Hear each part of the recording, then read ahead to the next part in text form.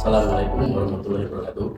Waalaikumsalam warahmatullahi wabarakatuh. Apa kabar semuanya? Alhamdulillah. Oke, saya Asep Sutarman, dosen Fakultas Ekonomi dan Bisnis Universitas Muhammadiyah Profesor Hamka. Pada pagi hari ini, mata kuliah kita adalah Manajemen Sumber Daya Manusia. Ini adalah pertemuan ke-10 ya. Kita akan membahas tentang pengintegrasian dalam manajemen sumber daya manusia. Namun sebelum kita mulai membahas tentang materi ini, mari kita membacakan doa awal kuliah bersama-sama. Bismillahirrahmanirrahim. Allahumma fa'ni bima 'allamtani wa 'allimni ma yanfa'uni wa zidni ilma. Ya Allah, berilah manfaat kepadaku dengan apa-apa yang Kau ajarkan kepadaku, dan ajarkanlah aku apa-apa yang bermanfaat bagiku, dan tambahkanlah ilmu kepadaku. Amin.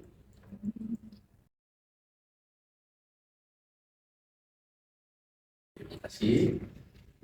Kita mulai pembahasan tentang pengintegrasian ya. Di slide sudah terlihat bahwa materi kita yaitu tentang pengintegrasian dalam human resources management atau integration in human resources. Jadi kita bayangkan ini adalah perusahaan itu ada dua kepentingan ya. Jadi dalam satu perusahaan itu ada dua. Satu ada karyawan ya. Yang kedua adalah ada perusahaan, pimpinan perusahaan ya. Jadi ini ada perusahaan dan karyawan, kepentingannya berbeda. Ya. Kalau karyawan kira-kira kepentingannya apa ya? Ngapain karyawan? Apa maksudnya karyawan itu bekerja dalam satu perusahaan? Tujuannya apa ya? Ada yang tahu? Mengapa kita bekerja dalam satu perusahaan? Untuk mendapatkan upah. Oke, satu di antaranya ya. Apalagi ingin punya karir, ya. Ingin punya jabatan, ya. Itu antara lain itu ya. Jadi ini karirnya bagus dan mulai masuk jadi staff, mungkin jadi manajer seperti itu. Gajinya yang pertama mungkin kita masuk gajinya 5 juta, mungkin ingin dalam 10 tahun sudah 20 juta kira-kira gitu ya. Oke. Yang kedua adalah kepentingan perusahaan, company needs. Kira-kira apa? Tujuan seseorang, tujuan dari perusahaan, mengapa orang membuat perusahaan? Untuk apa ya tujuannya? Oke, tujuannya antara ini adalah untuk mendapatkan profitability ya. Oke. Di dalam manajemen ya ada enam tujuan dari perusahaan ya. Ada 6 tujuan perusahaan yang disebut dengan corporate objective ya. Ada 6. Yang pertama corporate objective adalah profitability, tadi betul ya. Jadi mencari keuntungan. Yang kedua adalah customer satisfaction. Jadi kita bikin perusahaan yang pertama harus memberikan kepuasan pada langganan, pada pelanggan. Kalau pelanggan tidak puas, barang kita tidak akan dibeli lagi. Ya. Untuk mencapai kepuasan pelanggan ada 3. Ya. Yang pertama adalah high quality product.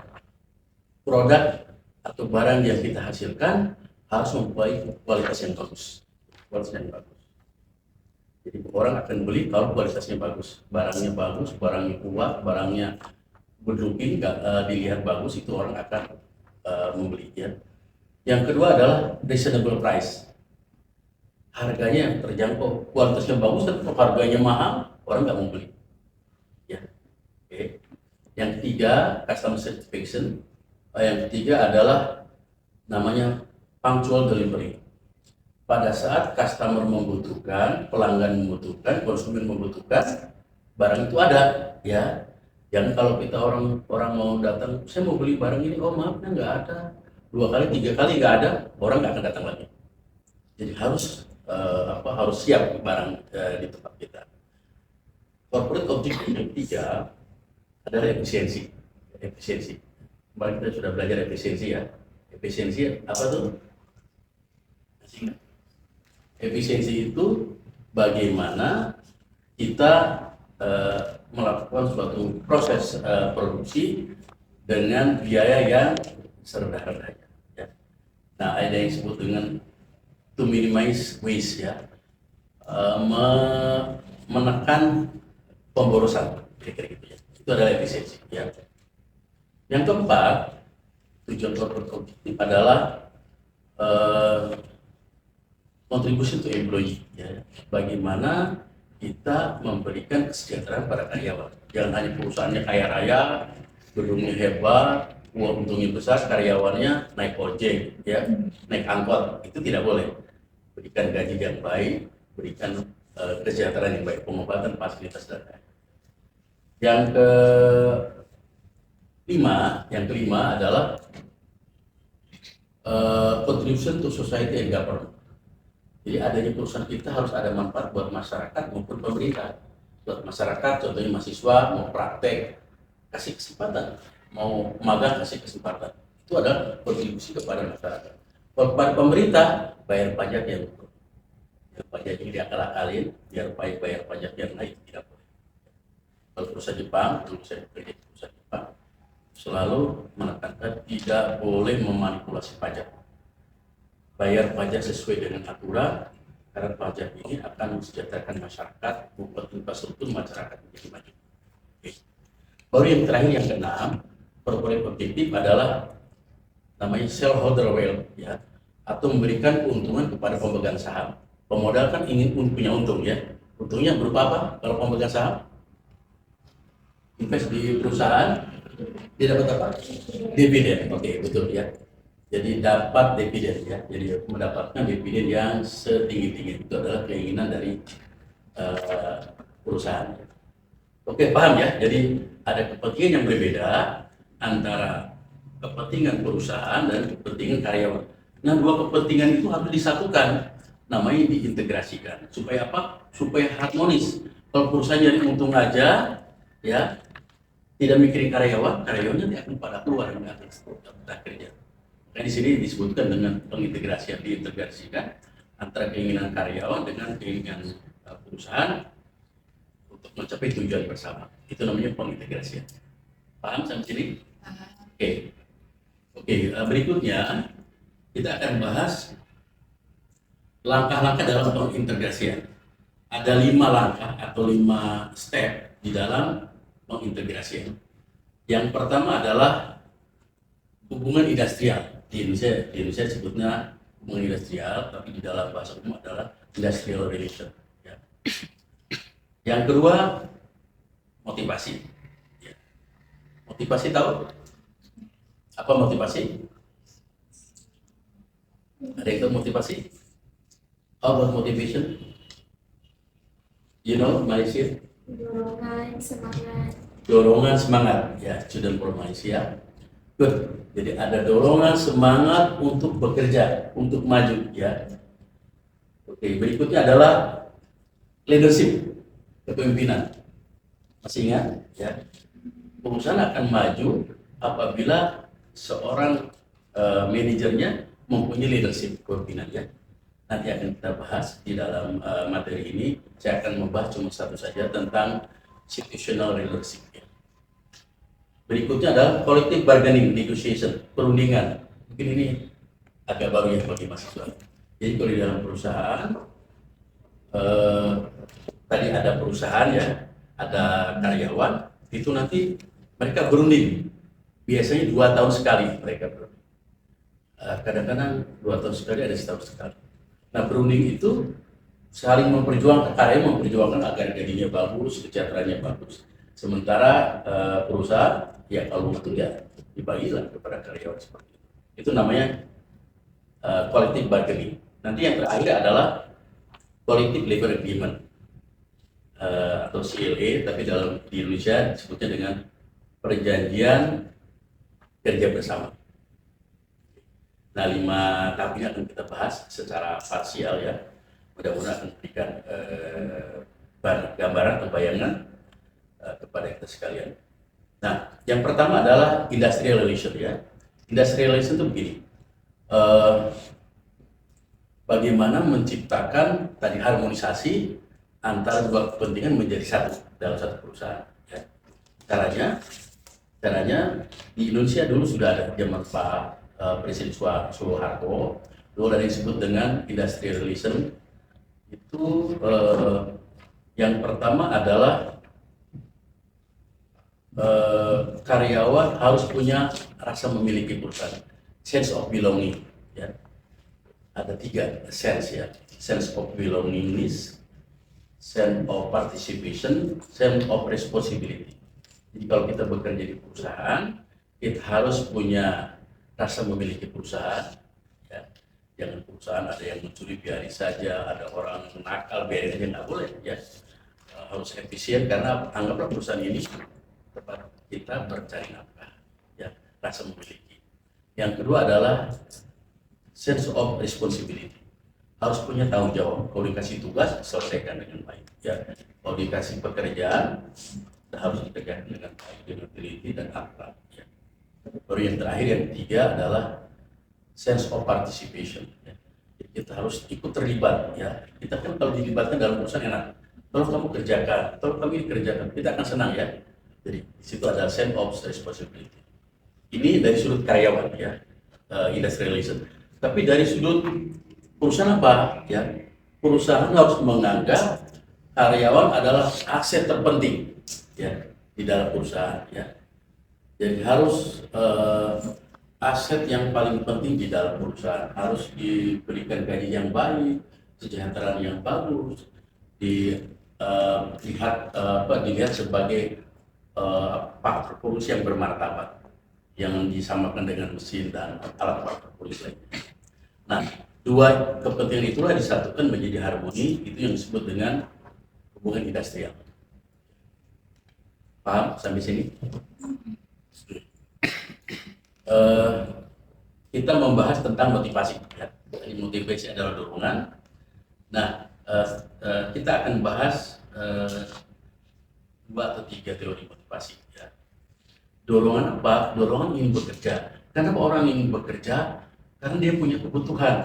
Ya. Kalau sudah kaya raya, dia nggak mau bekerja. Ya, Bapak saya kaya raya, saya nggak mau bekerja, dia langsung jadi bos. Tapi sebagian orang ingin bekerja karena ada kebutuhan. Ya. Oleh karena itu yang akan kita bahas di sini adalah teori kebutuhan dari Abraham Maslow. Ya. Setelah itu, ya. Sudah kenal teori ini? Belum? Oh, kenapa? Ini itu harusnya ada ya. Oke, Bapak, kita bahas ya. Jadi ini ada teori Abraham Maslow, namanya hierarki kebutuhan dari human needs ya. Jadi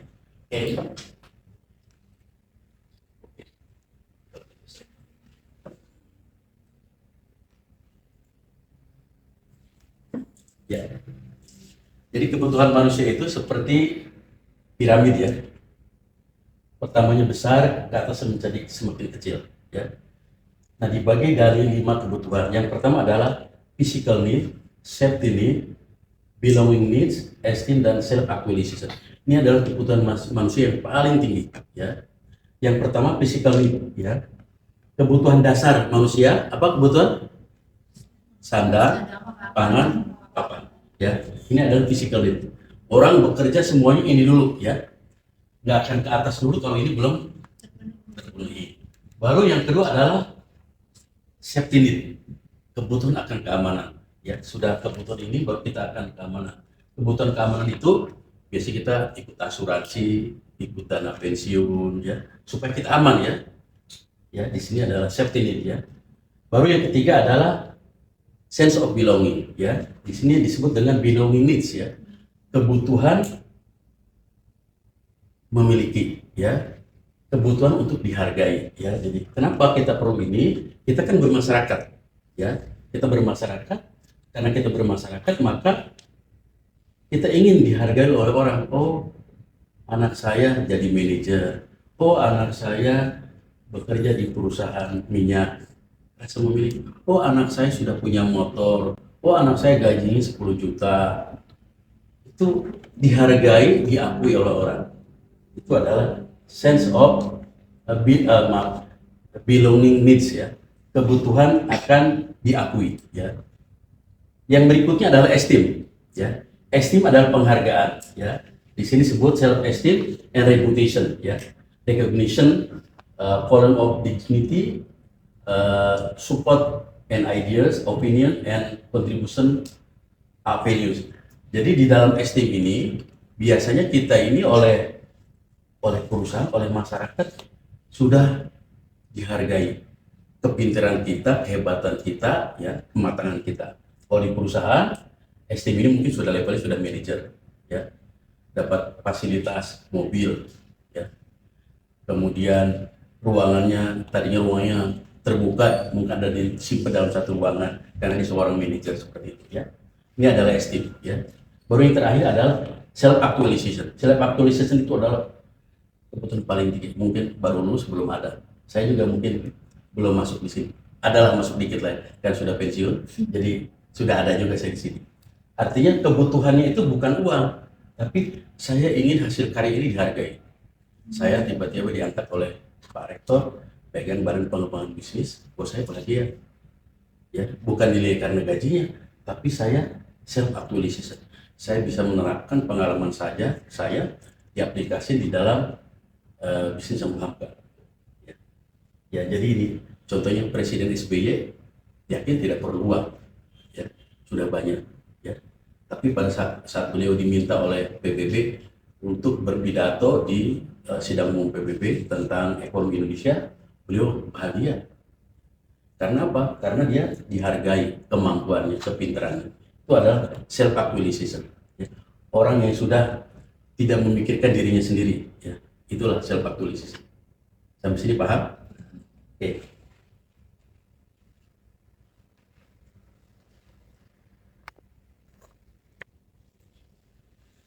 Yang kedua, ini saya ambil namanya masih teori motivasi, yaitu teori Hesberg, teori dua faktor.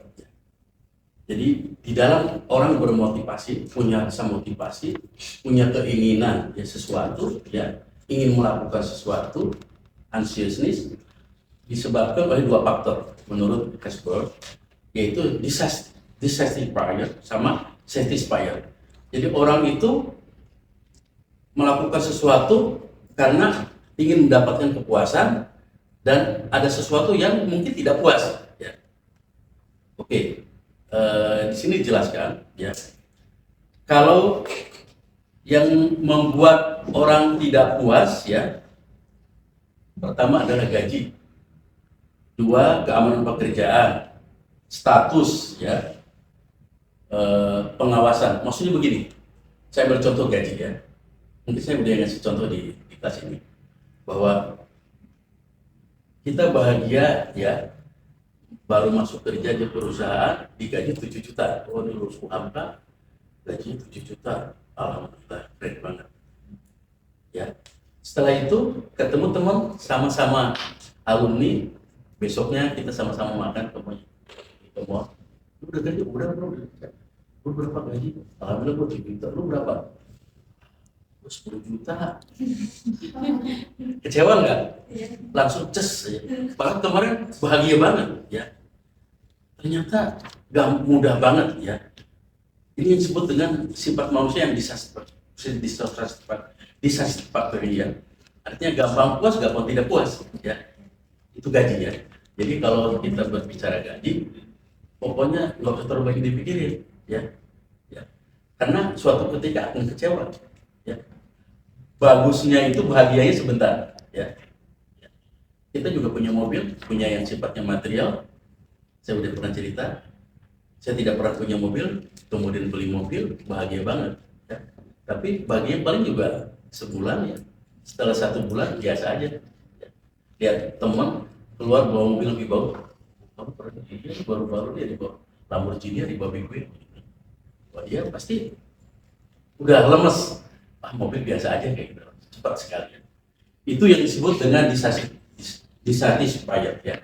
Yang kedua adalah satisfied. Jadi sifat kepuasannya itu akan lama. Ya, kalau tadi sebentar banget ya, kalau ini adalah lama ya. Contohnya apa?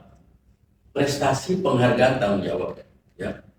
Jadi saat kita berprestasi, kita akan bangganya lama banget ya. Mungkin bisa setahun kita bangga terus, dapat predikat, lulus Hamka cum laude, IP-nya 3,9, IPK-nya. Itu kan penghargaan. Itu lama kita. Sampai nanti sudah S3, sudah bekerja pun pasti akan cerita, aku cum laude sudah apa? Lama banget nempel ya. Begitu juga tentang pekerjaan ya. Kita menyenangi pekerjaan itu biasanya lama dibandingkan dengan ya. Kalau saya suka pekerjaan ini, saya sebagai orang akuntan, kerjaan saya dihargai, gajinya nggak terlalu besar dibandingkan dengan teman, tapi enggak, ajak mau pindah nggak usah. Enak sini, temannya baik, bos aku baik, kerjanya aku suka, menantang seperti itu.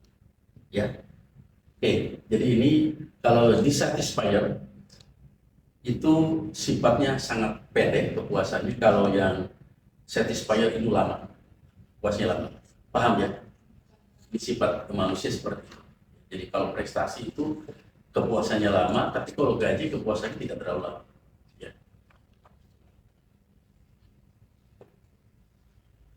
Oke, kita lanjut.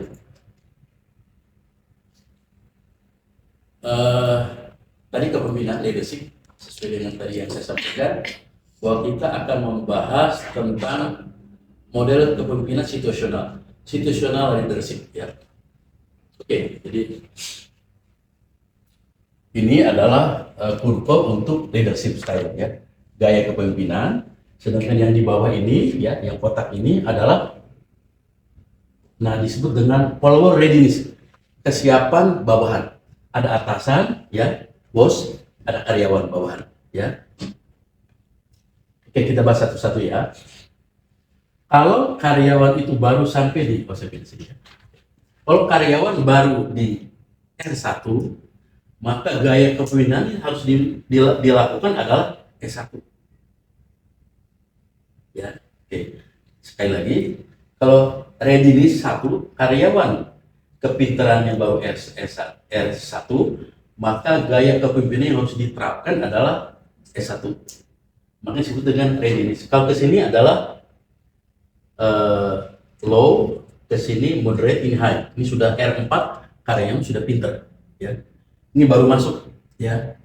Karyawan baru masuk adanya di R1. Di sini ya, unable and unwilling, insecure, belum bisa mengerjakan apa-apa ya, antara betah dan tidak betah ya kan ya, bosnya galak ya, kerjanya ngantuk ya kan, kerjanya nggak banyak, macam-macam ya di sini ya. Oke, oleh karena itu pimpinan harus melakukan S1, namanya telling ya. Telling di sini ada provide special instruction and closely supervision ya. Jadi kalau karyawan baru di R1 harus diajarkan, kasih instruksi ya, dan kemudian dibimbing ya. Harus dikasih tahu, oh ini kamu gini cara kerjanya ya, ngerti nggak ngerti, oh ini kerja, dibimbing ya, jangan dimarahin, jangan dikublok-kublokin, nggak boleh ya. Oke. Ini karena baru di S1 ya. Baru yang kedua, ini readiness yang kedua ya.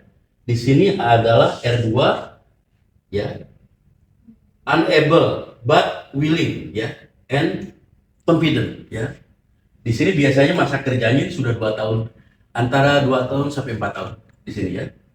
Jadi dia belum pinter banget ya, tapi sudah agak pede ya.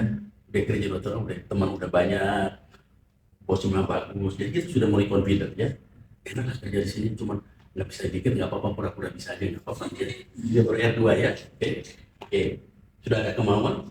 Nah, pada saat S2, pimpinan itu harus selling ya, S2. Leadershipnya harus S2. Di sini apa? Explain decision ya, explain decision and provide opportunity and clarification. Kalau anak buah sudah kerja 2 tahun sampai 4 tahun, sudah agak pede-pede ya, ada agak pinter ya, baru kita harus suruh kasih kewenangan. Kamu coba kerjakan sendiri ya. Kalau nggak ngerti, kasih tahu saya. Coba ini kamu kerjakan ya, proyek ini kamu jalankan ya, seperti itu. Jadi harus dites ya. Kasih, dia sudah bisa mengambil keputusan ya. Itu ada tamu dari pajak, kamu hadapin ya. Ya, jangan keringat dingin, udah kerja 4 tahun ya kan. Siap Pak, gitu aja. Karena udah confident kan. Oke bos, gitu aja. Kalau ditanya gitu ya. Oke, ini sudah sampai di S2. Baru yang ketiga ini di moderate ya. Yang R3 ini bawahan kita ya, karyawan sudah able but unwilling or insecure. Nah ini sudah mulai 5 tahun ya, sudah mulai dikasih pekerjaan, mulai agak bimbang-bimbang, sok-sok pinter ya. Jadi ini gaji aku ya 5 tahun kok masih gini-gini aja. Kayak kalau pindah tempat lain gaji mungkin bisa lebih bagus. Jadi sini sudah mulai insecure, merasa mulai ada persaingan dengan manajer lain, dengan staf yang lain, mulai kompetisi, jadi mulai debut karir lah kira-kira begitu ya. Nah oleh karena itu pada saat karyawan di R3 maka harus kita lakukan adalah participation ya. R3 itu adalah apa ini? Share ideas and facilitate decision making. Jadi ajak bicara, libatkan ya, dia kemudian kasih case study segala macam. Oh kamu ini ya, coba bagaimana menurut kamu, pendapat kamu bikin laporan ya, kamu langsung ke bos ya, ke presiden direktur bikin laporan ya, nanti aku cuma ngecek aja. Seperti itu. Ya. Karena dia sudah apa? Dia sudah mulai agak nggak nyaman. Padahal masih ada satu lagi ya, R4 ya. Oke, paham ya sampai sini ya? Baru yang keempat adalah readiness yang terakhir ya.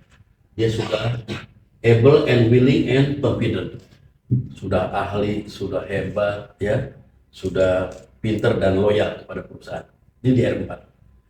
Kalau orang sudah di R4, maka perusahaan harus sudah memberikan delegasi, kasih kewenangan, dipromosi, kasih tempat yang bagus, kirim ke luar negeri untuk ada discussion ya segala macam. Paham sampai sini? Nah ini seperti jangan gini, orang baru di R1 dikasih ini, udah langsung besok juga keluar karyawan, nggak ngerti, dia suruh menghadapi customer yang bawel, harus sudah kesini kasih kamu selesaikan ya, ini ada komplain berat, kamu datang ke sana, besoknya nggak masuk kerja karena dia belum siap, belum pintar, sudah dikasih tugas yang begitu berat. Yang bagus adalah R1 dengan S1, R2 dengan S2, R3 dengan S3 gitu. Ada R4 dengan R4. Ini adalah smooth conditional ya, maka disebut dengan situational leadership. Sampai sini paham? Oke, lanjut ya.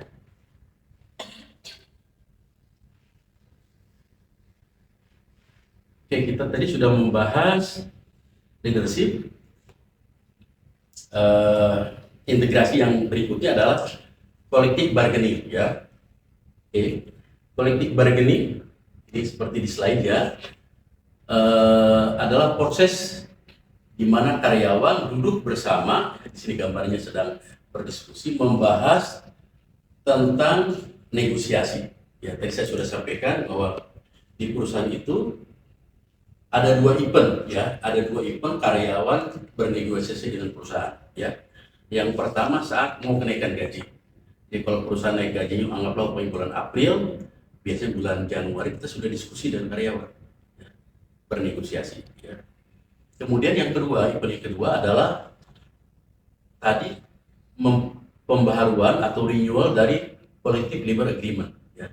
Jadi peraturan perusahaan, peraturan kesepakatan bersama itu akan diperbaharui tiap 2 tahun sekali. Oke, kita sekarang bahas dulu ya bargaining. Bargaining itu apa? Yang dibicarakan yang pertama adalah membahas better wage, membahas tentang kenaikan gaji ya. Karyawan ya di tempat saya dulu kerja, setiap bulan Januari kirim surat dari serikat buruh, Pak mohon tahun ini naik gaji 25%, sampaikan.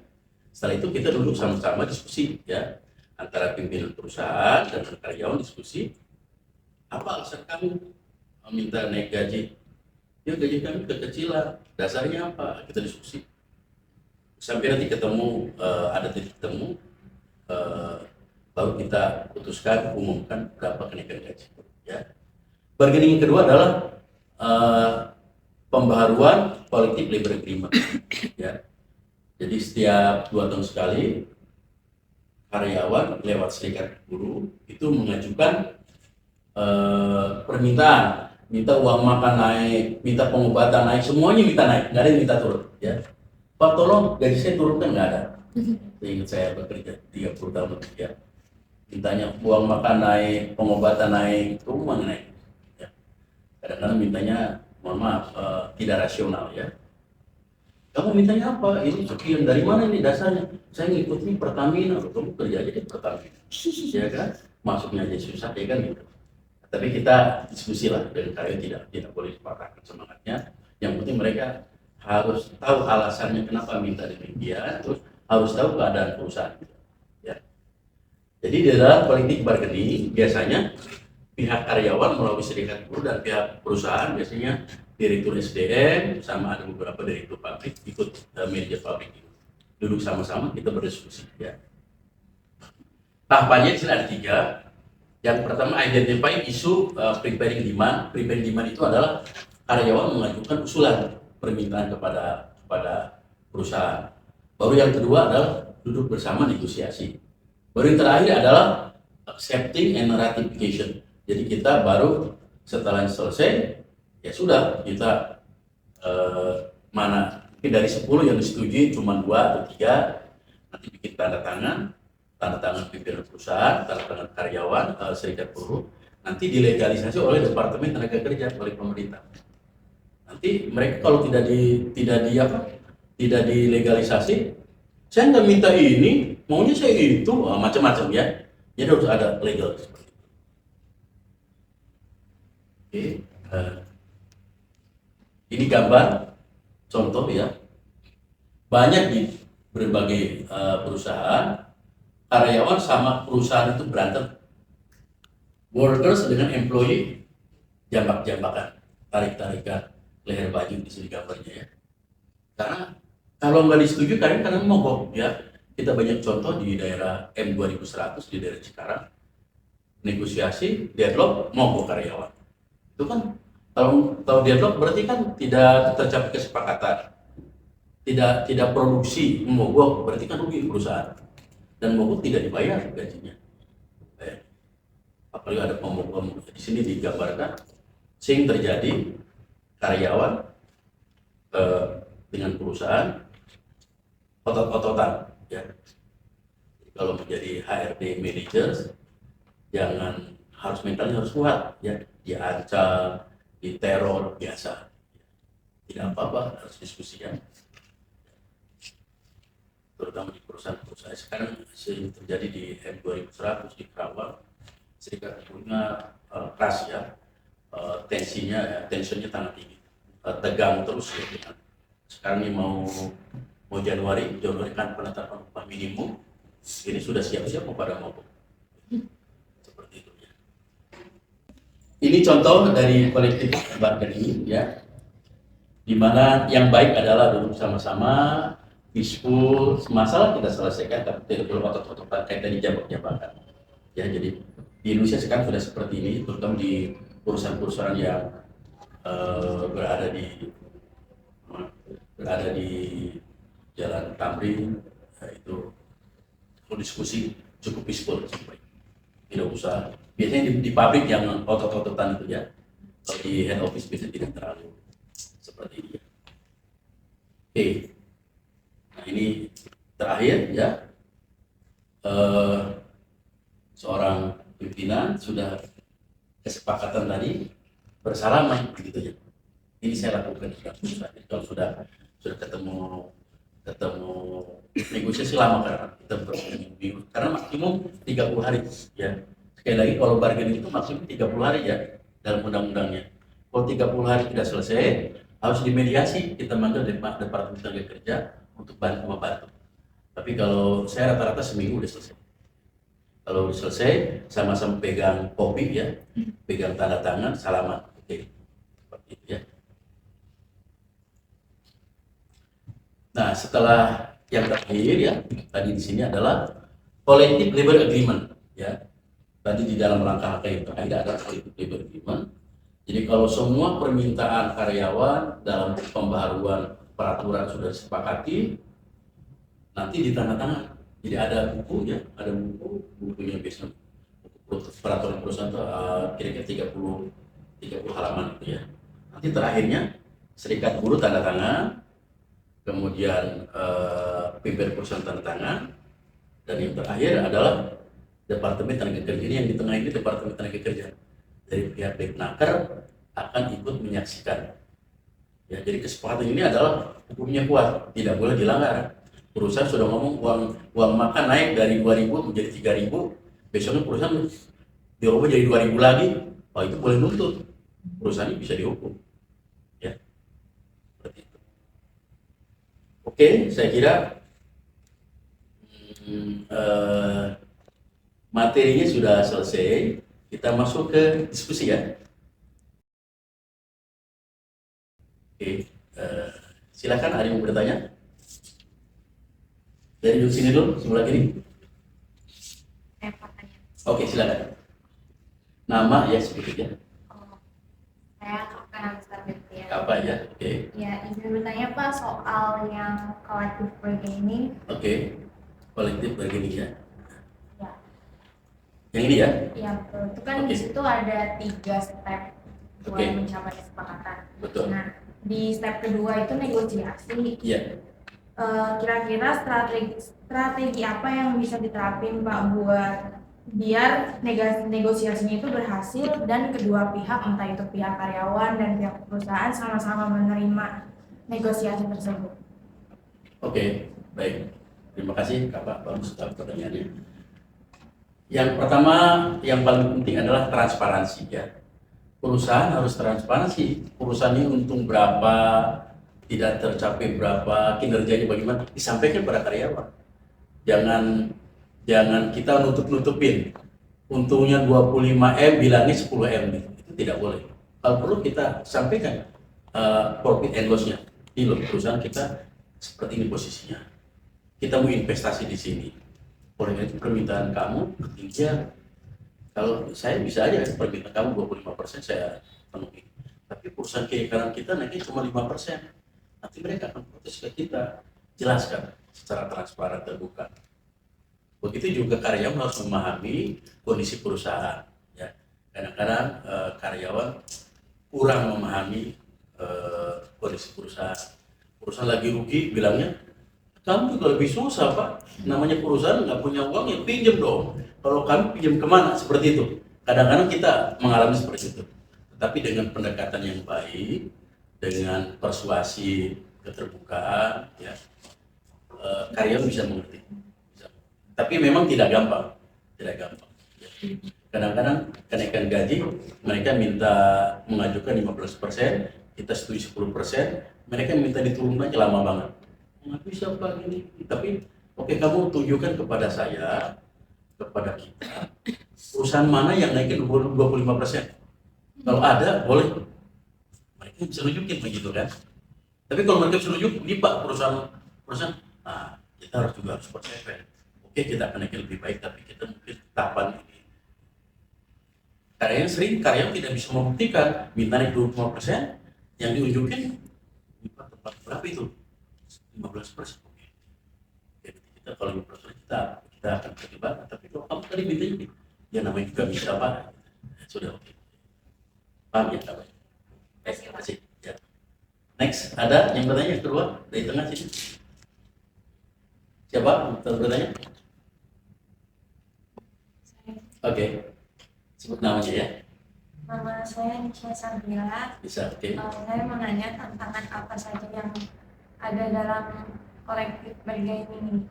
Oke, apa saja isi dari collective labor bargaining ya?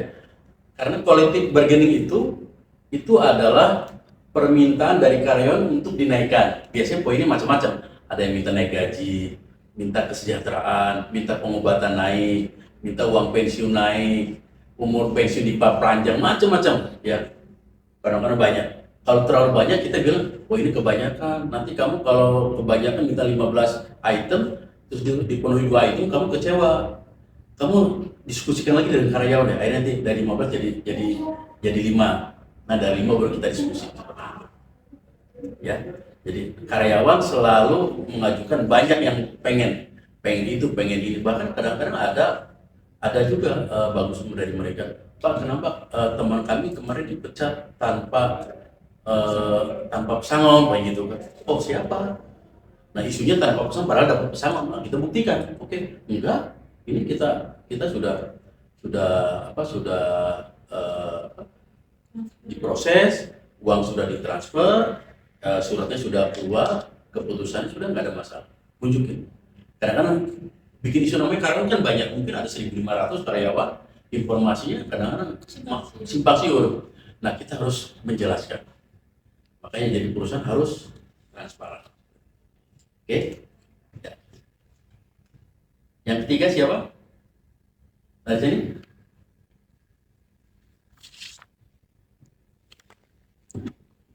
Aulia mau bertanya, silakan. Boleh bertanya apa saja. Leadership boleh, motivasi boleh. Belum ada yang nanya motivasi nih. Ya silakan. Tentang motivasi, Ya. itu gimana perusahaan bisa ningkatin terus kayak ngembangin skillnya karyawan sendiri, itu gimana di Oke, ya, baik, terima kasih.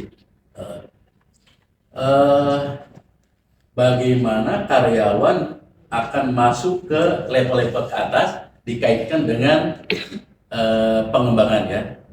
Ya, jadi kalau kebutuhan physical need kan semua orang juga terpenuhi ya. Tapi kalau sudah mulai kedua, ketiga, keempat, kelima, nah karyawan harus pinter kan. Nggak mungkin kita masuk di esteem jadi manajer gitu ya di level keempat kalau perusahaannya tidak mengembangkan karyawan. Oleh karena itu, waktu kita bekerja di perusahaan, kita boleh ditanyakan kepada perusahaan, di sini sistem pengembangan karyawan itu ada apa saja? Ada training apa tidak? Trainingnya di mana? Di dalam negeri apa di luar negeri? Boleh. Bahkan anak-anak muda sekarang suka nanya, ada training di luar negeri apa enggak? Ini punya perusahaan head office di Singapura atau di Thailand, saya bisa ikut training apa enggak? Ya, boleh kita tanyakan. Karena kan kita challenge juga ya. Ya kalau kita udah apalagi di zaman globalisasi ini, kita bagaimana kita mencapai level esteem ya untuk menjadi manajer, general manager, tapi skill kita tidak di brush up, tidak ditingkatkan. Makanya kita boleh minta ke perusahaan, boleh menanyakan, bisa nggak saya mengembangkan ini? Saya sebagai seorang akuntan, saya ingin ikut kursus sertifikasi tentang menjadi akuntan. Bisa nggak saya training tentang itu? Boleh. Kita akan menjadi lebih pintar lebih banyak. Ya. Oke. Cukup? Ada lagi yang bertanya?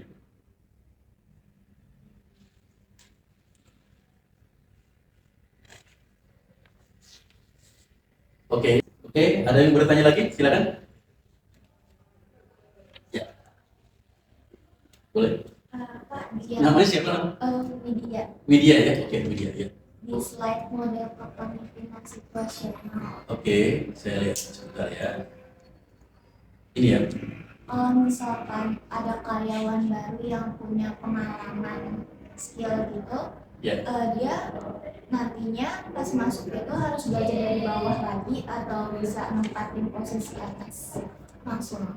Oke, ini namanya kepemimpinan situasional.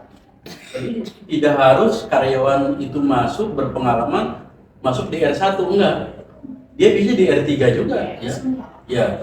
Dia sudah pengalaman 10 tahun sebagai manajer, masuk ke perusahaan, itu dia bisa langsung di R3. Nggak apa-apa ya. Jadi karena dia sudah punya kemampuan, punya skill, punya knowledge, attitude sudah bagus. Makanya kan kalau di R3 ini kan S3-nya itu adalah share ideas and facilitating decision making. Dia sudah bisa diajak bicara, mengambil keputusan, dikasih tugas. Itu saya kira bagi kita atau karyawan yang sudah punya pengalaman Tidak harus melalui R1, R2. Dia boleh di R3 ya. Contohnya sekarang kan di zaman zaman sekarang ini kan banyak orang anak-anak muda kan pindah-pindah ya. Mungkin sudah manajer tempat ini, pindah ke tempat ini jadi manajer lagi atau general manager, dia sudah tidak lewat R1, R2. Dia mungkin jadi manajer marketing. Ada ya kasus contohnya, dia tadi bekerjanya di manajer di Unilever ya. Tapi dia melihat opportunity-nya untuk menjadi GM itu di Unilever sangat kompetisi. Karena kan misalnya ketat ya. Dia cari perusahaan yang lebih rendah dari Unilever. Contohnya dia pindah aja ke Modelis ya. Terus bedanya apa? Unilever dengan Modelis gampang lihat perusahaan. Ini perusahaan ini omsetnya berapa? Oh ini 1 triliun, yang ini cuma 100 M. Pasti ini di bawah ini ya. Nah, jadi kalau manajer di Unilever, dia bisa melamar menjadi GM di Modelis yang satu step di bawahnya. Dia jadi GM di tempat ini ya. Oke. Nah, dia mungkin aja dia langsung di R3 saja. Kamu jadi kepala cabang ya, GM kepala cabang di Surabaya. Pegang apa namanya? Ada yang namanya traditional market sama modern marketnya. Kalau traditional market itu adalah pasar-pasar biasa, tapi modern market itu contohnya mall ya, Indomaret juga ada modern market. Itu bisa jadi marketing manajernya. Jadi kita bisa seperti itu strateginya ya. Jadi kalau kita merasa putus asa di tempat ini kok nggak ada kerja, kita cari challenge tempat lain. Nggak akan lari ke R1, R2, kita sudah langsung di R3 dan R4. Gajinya kan sudah besar, sudah dikasih ngambil keputusan, dikasih wewenang. Ya, oke. Baik. Next, ada yang bertanya lagi? Siapa? Oke, ya. Aulia ya, Aulia. Oke.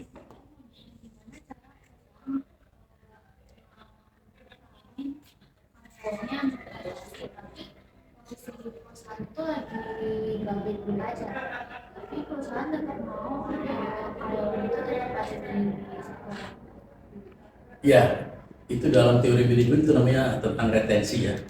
Bagaimana mempertahankan karyawan ya. Karyawan yang ada yang namanya smart people ya, karyawan-karyawan yang pinter-pinter ya. Ini bagaimana mempertahankan, tapi perusahaannya lagi tidak baik-baik saja ya, habis COVID. Memang ini dilematis ya, dilematis. Perusahaan tidak bisa menangkap semua orang yang talent, yang orang yang smart ini dipertahankan. Kalau perusahaan tidak mampu ya kita pilih lah. Tapi jangan semuanya orang yang smart ini keluar, ada 5 keluar semua, nanti kita mulai lagi susah ya. Jadi tentunya biasanya kalau di perusahaan itu diberikan pemahaman, perusahaan kita ini kan sedang susah. Nanti kalau kamu nanti perusahaan sudah baik, kamu akan ada kesempatan untuk dipromosi menjadi jabatan ini. Sekarang kita sama-sama bantu, sama-sama kita perkuat perusahaan yang akan keluar ya. Keluar perusahaan itu akan semakin susah. Kasih pengalaman. Kita kalau bolehlah berjanji. Nanti kamu kalau memang perusahaan sudah recovery, kamu akan dipromosikan menjadi ini. Nanti kamu akan mendapatkan gaji, nanti naik gaji sekian. Nggak apa-apa. Tapi kepada semua karyawan ya, kepada orang-orang tertentu saja, orang yang smart people, orang yang betul-betul memang menjadi andalan perusahaan atau key person, orang penting ya. Oke, boleh. Ya, ada lagi? Silakan. Bertanya? Ya, silakan. Saya ini Dr. Pramuka. Ya. Mau tanya, ada nggak sih Pak cara perusahaan itu mengukur keberhasilan pengintegrasian manajemen SDM yang dilakukan gitu. Terus ada nggak sih indikator kinerjanya gitu Pak yang bisa dinilai yang bisa menilai efektivitas integrasi tersebut? Oke, begini, kalau menilai kinerja karyawan kita pakai KPI, Key Performance Indicator.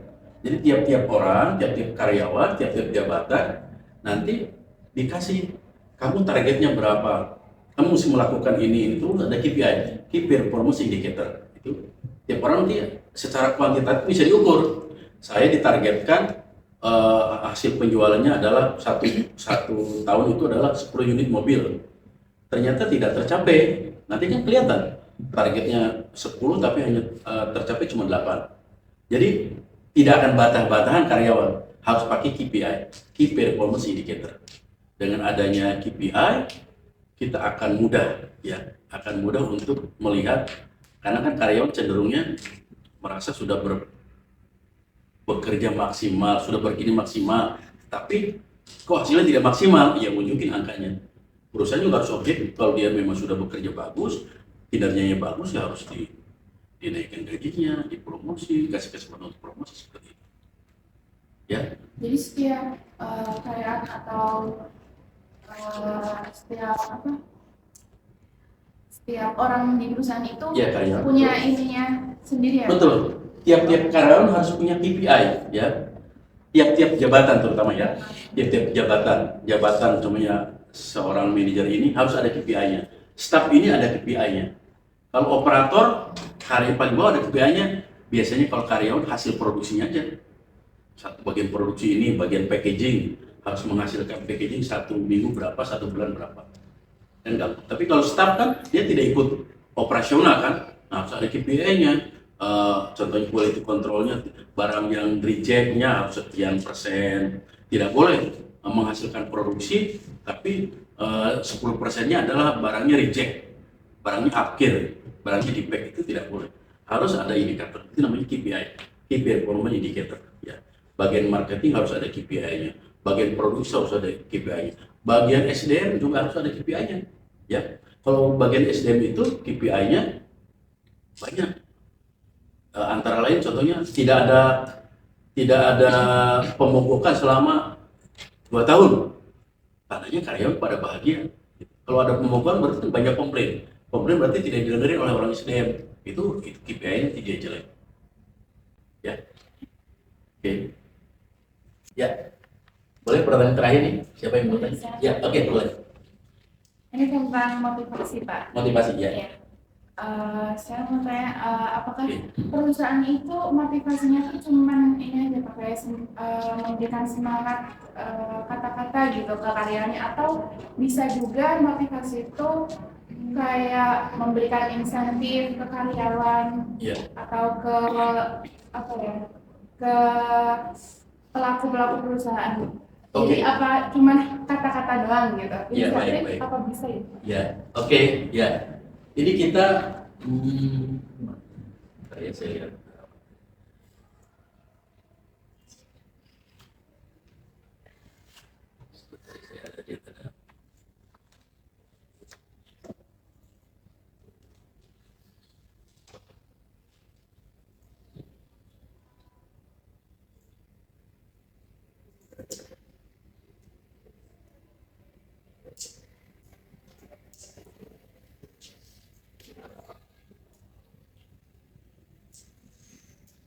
Oke, ini ada teori motivasi dari Adler ya. Dia mengatakan bahwa ada 3 kebutuhan karyawan. Yang pertama adalah tadi kan kebutuhan dari Abraham Maslow ya, sama tadi Adler. Sekarang ini Adler ya, ERG teori. Teori yang pertama adalah eksistensi ya. Kebutuhan eksistensi berupa semua kebutuhan yang termasuk di dalamnya kebutuhan psikologis yang tadi paling bawah itu ya. Dan kebutuhan rasa aman. Jadi ada 2 digabung jadi 1 menurut orang ini. Bahwa manusia itu dia ingin eksistensinya itu dihargai ya di perusahaan ya. Bahwa saya ini adalah adanya saya ini, perusahaan butuh saya. Bukan karena saya butuh pekerjaan, tapi perusahaan butuh saya. Eksistensi ya. Yang berikutnya adalah kebutuhan keterkaitan ya, bahwa kita ini perlu teman, perlu orang, perlu maju ya. Di sini dikatakan keterkaitan dengan kepuasan hubungan antar pribadi di tempat kerja. Bahwa kita sudah kebutuhan terpenuhi, ternyata kita kebutuhan hubungan bekerja. Kita kerja akan nyaman kalau partner kita baik ya, departemen lain baik. Kita minta data, oh ya perlu apa, oke, nanti aku share deh nanti. Kita akan merasa saling membutuhkan dalam pekerjaan. Itu juga penting. Baru yang ketiga tadi, supaya kita itu memang maju, maka kita perlu pertumbuhan, ya. Tadi dikatakan kita perlu tumbuh, perlu berkembang. Perusahaan jangan omong-omong aja, ya. Kamu akan maju, kamu akan jadi hebat, kamu jadi manajer, tapi tidak pernah di training, gaji tidak pernah ditaikin. Ada kesempatan untuk dipromosi kok nyarinya dari luar, bukan dari dalam. Itu karyawan pasti tidak akan bertahan lama, pasti dia akan keluar. Perusahaan katanya ada teori motivasi, tapi saya minta training nggak dikasih, ada promosi kok dikasih kepada orang luar. Salah saya di mana? Tanyakan, oh kamu kurang loh, saya kan udah minta training sama bapak, kenapa saya nggak pernah di training? Bapak panggil dari orang luar, kalau untuk jabatan saya juga mampu, boleh kita bertanya pada perusahaan, ya, karena perusahaan kan di dalam memberikan peluang opportunity sebaiknya diprioritaskan kepada orang dari dalam dulu, supaya karyawan merasa diberikan kesempatan dan karyawan maju. Ya. Yang paling bagus adalah perusahaan memberikan kesempatan kepada orang dari dalam. Jadi seperti saya, contohnya di dalam perusahaan saya itu, bahwa sebelum ambil dari luar, orang dalam dulu disiapkan, di training, kemudian diikut seminar dan sebagainya. Seperti itu. Ya, jadi jangan sampai nanti karyawan yang dari dalam pada keluar. Perusahaan ini kalau giliran jadi manajer kok malah saya tidak dipromosi, saya lebih baik keluar saja. Oke, cukup jelas? Oke, baik. Terima kasih ya semuanya ya. Oke, kalau tidak ada pertanyaan, kita absen dulu ya.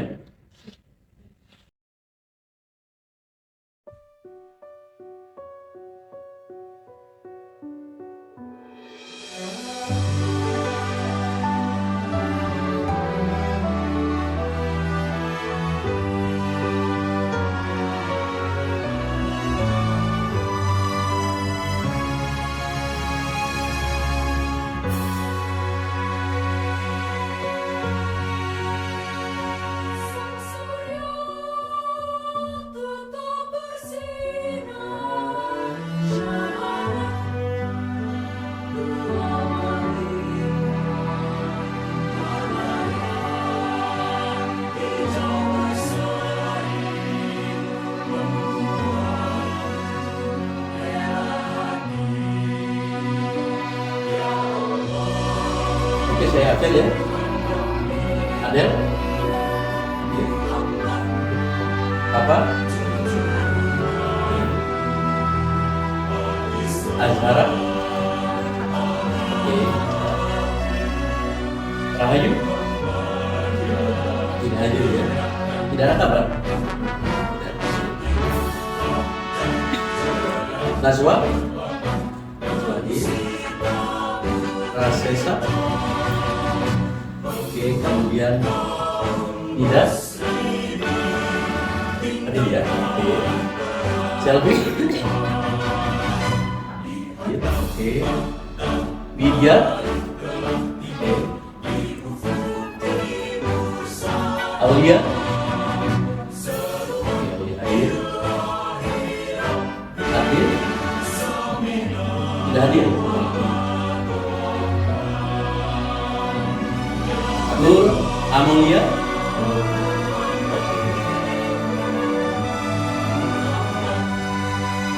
Riana? Hadir. Dinda?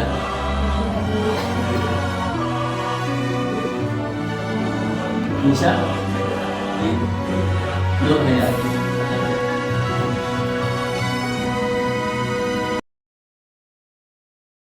Mari kita akhiri pertemuan ini dengan membacakan doa akhir kuliah bersama-sama. Bismillahirrahmanirrahim.